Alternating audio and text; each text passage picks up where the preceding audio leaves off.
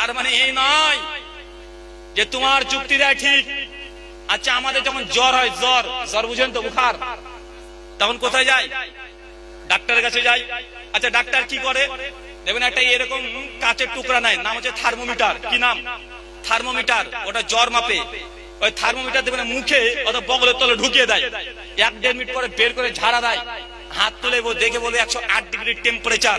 বলে ভাইজান আপনার খবর আছে। আচ্ছা, বলতে পারে কি পারে না? পারে তো। কি দেখে বলেছে? একটা থার্মোমিটার কাচের টুকরা, 70 টাকা দাম। কত দাম? মাত্র 70 টাকা দাম। ওই তো আপনার টেম্পারেচার মেপে দেয়। দিতে পারে কি পারে না? আচ্ছা, কিয়ামতের মাঠে যদি আল্লাহ সমস্ত মানুষকে লাইন দিয়ে দাঁড় করে দেয়, আর আল্লাহর ফেরেশতা কত কোটি জানেন? মানে আকাশ জমিন এমন কোন জায়গা নাই যে আল্লাহর ফেরেশতারা মজুদ নাই। মানে মানুষের চেয়েও বেশি। কথা বুঝতে পারলেন না মনে হয়? মানুষ তো আমরা একটা ক্রিয়েশন, মানে একটা সৃষ্টি। আল্লাহ ফেরেশতা তার চাইতে, মানুষের চাইতে আল্লাহ ফেরেশতার সংখ্যা বেশি। কার সংখ্যা বেশি? ফেরেশতা। আর ফেরেশতারা কার সৈনিক? স্বয়ং আল্লাহর সৈনিক। বিচারের দিন আল্লাহ সুবহানাহু যদি বলে যে যতগুলো মানুষ আছে ফেরেশতা, এদের মুখের মধ্যে বা পেছনে থার্মোমিটারের মতো একটা যন্ত্র ঢুকিয়ে দাও, 1 মিনিট পর যদি বের করে, আর বের করে যদি দেখে যে এই বান্দা 1,92,00,000 গুনাহ করেছে আর মাত্র 56,000 নেকি করেছে, আল্লাহ তৈরি করতে পারে কি পারে না? পারে কি পারে না? আপনি আপনার বিবেকে ধরছে না মনে করে আপনি মনে করছেন যে হুজুর যেগুলো কথা বলছে এগুলো অযৌক্তিক, এটা ইললজিক্যাল। আরে ভাই, আপনি বুঝেন না, এটা আপনার প্রবলেম। আরে আল্লাহ সুবহানাহু ওয়া তাআলা গোটা সৃষ্টি জগৎ তৈরি করেছে, তা আল্লাহ কি এমন কোন যন্ত্র বা এমন কোন পরিকল্পনা আল্লাহ কি রাখতে পারে না যে আপনার বিচার করার জন্য 2 ঘন্টা 2.5 ঘন্টার দরকার নেই? আল্লাহ 1 মিনিটে আপনার একদম জাস্টিস তিনি করতে পারে কি পারে না? পারে। কারণ মানুষের এমন কোন পাপ নেই যে আপনার শরীরের মধ্যে এর প্রমাণ থাকে না। যা করবেন সবকিছু এর শরীরের মধ্যেই তার একটা ডেটাবেস তৈরি হয় কি হয় না? আপনারা হচ্ছে আধুনিক যুগের মানুষ, আপনারা খুব ভালো বুঝতে পারবেন। হোয়াটসঅ্যাপ ব্যবহার করছেন, আপনার গার্লফ্রেন্ডকে একটা মেসেজ পাঠিয়েছিলেন, মেসেজটা পাঠানোর পরে দেখছেন যে গার্লফ্রেন্ড সিন করে নিয়েছে, আপনি তবে ডিলিট করে দিলেন। কেন? যদি কেউ দেখে নাই এই ভয়। ডিলিট করেন কি করেন না? আচ্ছা, আপনি যে ডিলিট করলেন, ঠিক আছে, ডিলিট ফর এভরিথিং করেছেন, এখন আপনার কাছেও এই মেসেজ নেই, আপনার গার্লফ্রেন্ডের মোবাইলেও নেই, কিন্তু আসলে কি মেসেজ ডিলিট হলো? ফেসবুক কোম্পানি যদি বলে রিকভারি করবো, আবার ওরা রিকভারি করতে পারবে কি পারবে না? মানে পুনর্বার আবার নিয়ে আসতে পারবে কি পারবে না? আরে পারবে। আপনি যতই ডিলিট করেন, দুনিয়াতে একবার হোয়াটসঅ্যাপে যদি একটা মেসেজ পাঠিয়ে দেন, যতই চেষ্টা করেন, এটা একদম আলটিমেট, এটাকে আপনি ডিলিট করতে পারবেন না। তার ডেটাবেস তথ্য হোয়াটসঅ্যাপ কোম্পানি মালিকের কাছে থাকবে। যখন মোবাইল শো করবে, তখন অটোমেটিক এই আপনার ভিডিও, ছবি যা ডিলিট করছেন সবগুলো তাদের কাছে ডকুমেন্টারি থাকে। ডিলিট দুনিয়াতে কিছুই হয় না। আপনি যতই গুনাহ করেন না কেন, যতই পাপ করেন না কেন, আপনি মনে করছেন কেউ দেখতে পাচ্ছে না, তারপরে জেনে রাখবেন আপনার এই ডেটা, এই তথ্য সবগুলো থাকে। কারণ আপনি চোখ কিয়ামতের মাঠে আপনার বিরুদ্ধে সাক্ষী দেবে, এই হাত কিয়ামতের মাঠে বিরুদ্ধে সাক্ষী দেবে। চোখ দিয়ে আপনি পর্নোগ্রাফি দেখেছেন, মোবাইলটা খুললেন, আপনি XXX লিখে আপনি পর্নোগ্রাফি দেখছেন, মানে বিএফ অ্যাডাল্ট সিনেমাগুলো দেখছেন। এই যে গুনাহটা করলেন, কি দিয়ে করেছেন? চোখ দিয়ে। তো চোখ কি ডেটাবেস তৈরি করবে না? আরে হোয়াটসঅ্যাপ যখন মেসেজ পাঠাচ্ছেন, মেসেজ ওটা দেখে না, হোয়াটসঅ্যাপ তখন একটা কোড তৈরি করে। কি তৈরি করে? কি তৈরি করে? একটা কোড তৈরি করে। মানে কোড মানে সার্চ করলে ওই লেখা অটোমেটিক বেরিয়ে আসবে। তো আপনি চোখ দিয়ে যদি গোনা করেন, এই ডেটা, তথ্য আপনার মেমোরিতে সেভ থাকবে কি থাকবে না? আরে অটোমেটিক থেকে যাবে। আপনি হাত দিয়ে যদি গোনা করেন, হাত দিয়ে টাচ করেছেন, এই ভাই হাত দিয়ে যে টাচ করলে কোন হারাম জিনিসকে টাচ করেছেন, তার ফিঙ্গারপ্রিন্ট থাকে কি থাকে না? আপনি একটা মার্ডার করেছেন, কোন দরজাতে যদি হাত দেন, যারা ফরেনসিক টেস্ট করে, ওই দরজাতে একদম ফরেনসিক টেস্ট করে কার হাতে ছোঁয়া বলে দিতে পারে কি পারে না? তো দুনিয়াতে আপনি যাই গুনাহ করেন না কেন, হয়তো চোখ দিয়ে করেছেন অথবা জিহ্বা দিয়ে হারাম খেয়েছেন, সবগুলো তথ্য আপনার শরীরে থাকে কি থাকে না? থাকে। তবে নেকিগুলো আপনার শরীরে সাক্ষ্য দেবে, আবার গুনাহগুলো শরীরে সাক্ষ্য দেবে। কিয়ামতের মাঠে যদি আল্লাহ একটা যন্ত্র আপনার শরীরের মধ্যে টাচ করে ধরিয়ে দেয়, তো খুব সহজে কত যে নেকি করেছেন, কত যে গুনাহ করেছেন, এটা আল্লাহ বের করতে সময় লাগবে। ভাইজান, আপনি বিশ্বাস করেন, আপনি যাই বলেন না কেন, আপনার তারপরে যদি মৃত্যুর পর জীবনকে অকাট্য বিশ্বাস না হয়, আপনি আমাকে প্রশ্ন করতে পারেন। আপনার যুক্তি, বিজ্ঞান, সায়েন্স, ফিলোসফি, অন্টোলজি যা আছে আপনি প্রশ্ন করেন। আপনাকে চ্যালেঞ্জ করে বলছি, মৃত্যুর পর জীবন এটা নিশ্চিত, এটা আপনাকে চোখে দেখিয়ে দেওয়া যাবে। কারণ আপনি বুঝেন না, তার জন্য আপনার কাছে মনে হয় যে এটা অস্বাভাবিক। অস্বাভাবিক না, এটা রিয়েলিটি। আল্লাহ সুবহানাহু ওয়া তাআলা আমাদের পরকালিক পরমার্থিক জীবন প্রসঙ্গে ওয়াকাত্ত ঈমান আনা তুমি তৌফিক দান করো, আমিন। সম্মানিত সুধী, আমাদের আলোচনার সামারি এটাই, মৃত্যুর পর জীবন একদম অনিবার্য। গোটা বিশ্ব জগতে মুসলিম জাতি নির্যাতিত, আমরা সবাই স্বীকার করছি। এই ভারতবর্ষ 800 বছর শাসন করেছে। কত বছর? একটা দুটো বছর না রে ভাই। মুসলমানের ইতিহাস আছে, পৃথিবীর যেখানে মুসলমানদের ইতিহাস পড়বেন সেই জায়গাতে মুসলমানরা দীর্ঘ রাজত্ব করেছে। আচ্ছা, স্পেন, এদেশের নাম শুনেছেন? স্পেনও 800 বছর মুসলমান ক্ষমতায় ছিল। ফিলিস্তিন, যেটাকে এখন বলা হচ্ছে ইসরায়েল, দীর্ঘ 1500 বছর নয়, সে নবী দাউদের সময় থেকে ফিলিস্তিনের ভূখণ্ড মুসলমানদের আন্ডারে ছিল। দীর্ঘ 3000 বছরের মুসলমানরা ওরা রাজত্ব করে আসছে। মুসলমানের ইতিহাস একটা ভিন্ন। গোটা বিশ্ব জগতের মানুষ মুসলিমদের নিয়ে গবেষণা করেছে। তার মধ্যে একটা গবেষণা হচ্ছে এইটা, যে মুসলিম জাতি গোটা দুনিয়াতে তারা যাই করুক না কেন, তাদের মধ্যে দুটো জিনিস পাওয়া যায় না। কি জানেন? এই কথা আমি হাদিসের আলোকে শেষে বলবো। আগে ভারতের ইতিহাস একটু বুঝে নেন। আমাদের মুসলিমদের প্রবলেম কি জানেন?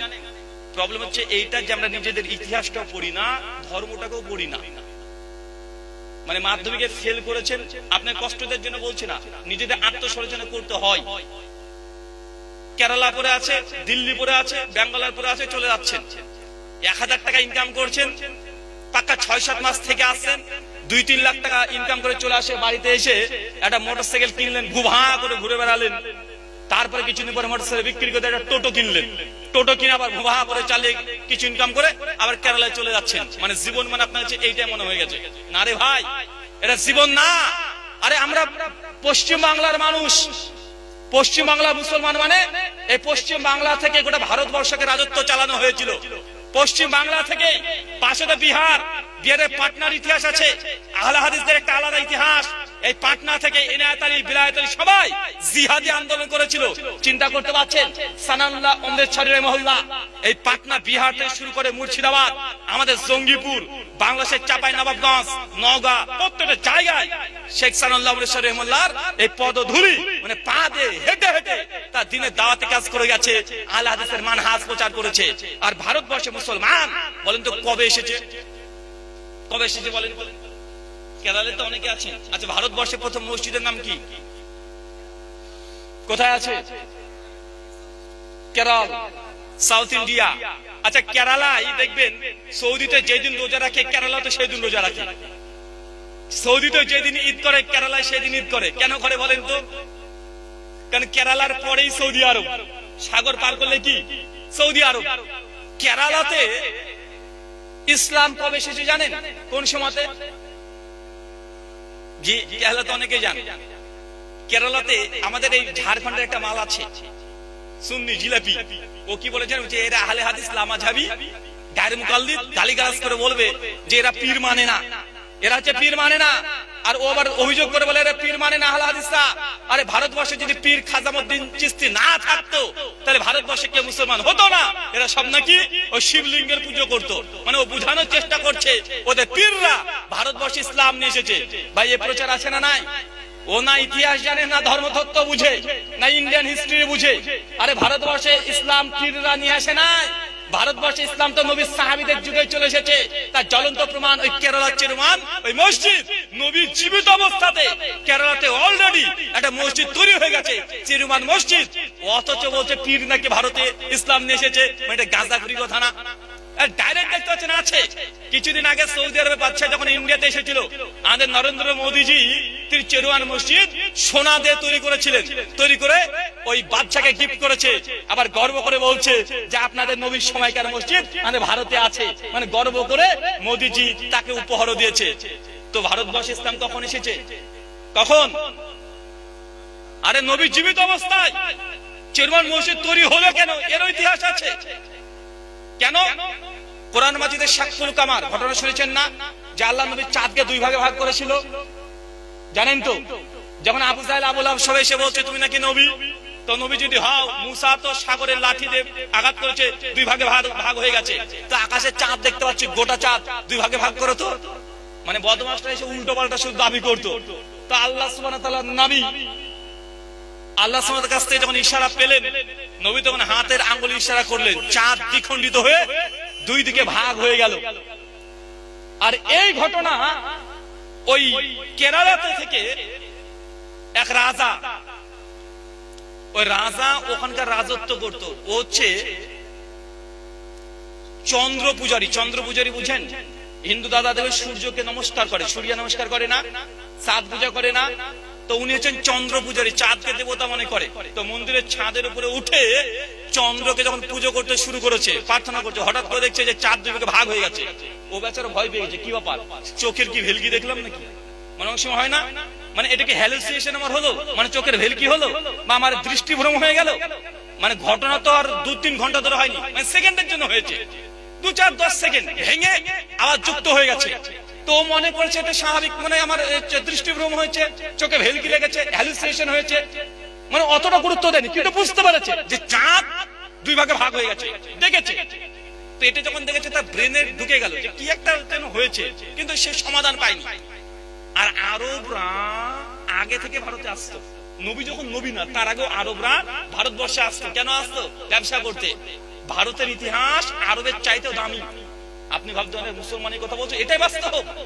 যেই সময়ে আরবে নবী নবুয়ত পায় নাই, ওই সময় কি বলা হয় আরবকে? কি যুগ বলা হয়?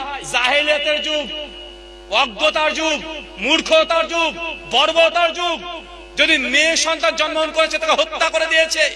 কোন সময়? নবী যখন নবুয়ত পায়নি সেই সময়। তার মানে আরবরা মূর্খ জাতি ছিল সেই সময়, তার লেখাপড়া কিছু জানতো না, তার জ্ঞান বিজ্ঞান চর্চার জিন্দেগিতে ধারে কাছে যায়নি। সিরাত ইবনে হিশাম যদি খোলেন, তারা এতই গোড়াপন্থী ছিল, মাত্র একটা উটের জন্য দুই বংশ 60 বছর ধরে মারামারি করে মরে গেছে। মানে একটা উটের জন্য কত মূর্খ দেখেছেন? একটা উটের চাবুকের জন্য 50-60 বছর ধরে লড়াই করেছে। কারা? আরবরা। সৌদি আরবের মানুষ বলে সেই সময়। আর সেই সময় ভারতের ইতিহাস পড়েন, আপনাদের দিনাজপুর এই তো পাশে, তো আপনাদের বিহারের পাটনা লালন্দা বিশ্ববিদ্যালয় নাম শুনেছেন? লালন্দা বিশ্ববিদ্যালয়